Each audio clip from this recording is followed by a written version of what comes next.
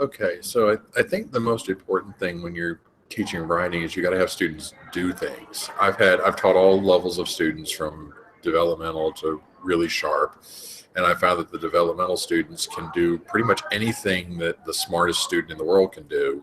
You just have to walk them through doing it, and I think that's the same for any student.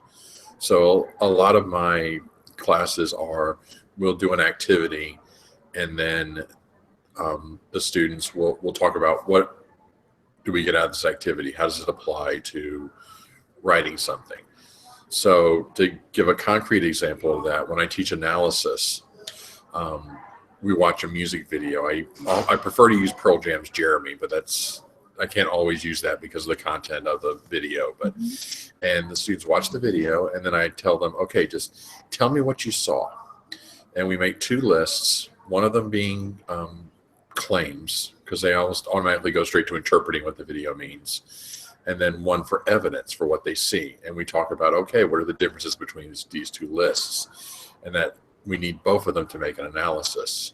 And then since analysis is something you have to do by going back to your artifact over and over and over again, we go back and I say, okay, now take one of these claims and look at it, look through the video for evidence to support that.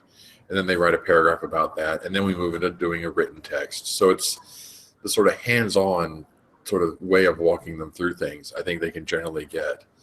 Um, I think another thing that's important is being able to adapt to where the students are doing.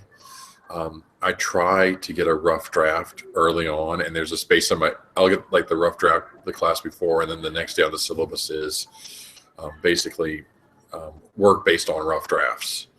Okay. Mm. So I'll look at it. It's like, okay, we need to talk about development. So I'll do a couple of activities on development or a couple on organization. Or in the worst case scenarios, it's like, okay, two-thirds of the class don't understand what I want them to do. It's time to slow down. Yeah. And I'd rather do that earlier than when I get the drafts and it's like, okay, we put this work into it and we're already then into our next unit. And it gets just frustrating. So Can you give an example of a time when you realized that you needed to slow down? Like what do you notice that tells you that? okay, well, again, with analysis, this happened this last semester. I got a rough draft, actually, from two different classes. I got the rough drafts of their analysis essays, and I got some really great summaries, or some really great. The assignment they were doing is writing, analyzing two of the today's debate editorials in USA Today, the paired editorials. I have them analyze those, looking for pathos, ethos, and logos, and I got them, and it's like, okay, they're summarizing or they're arguing about the content of the editorial. Several were writing. I had a pair that was about the Flint water crisis, and several were arguing about how horrible it was and how they needed to impeach the governor. And I was like, okay, that would be fine for the next essay, but this one we're just looking at how they work. Yeah.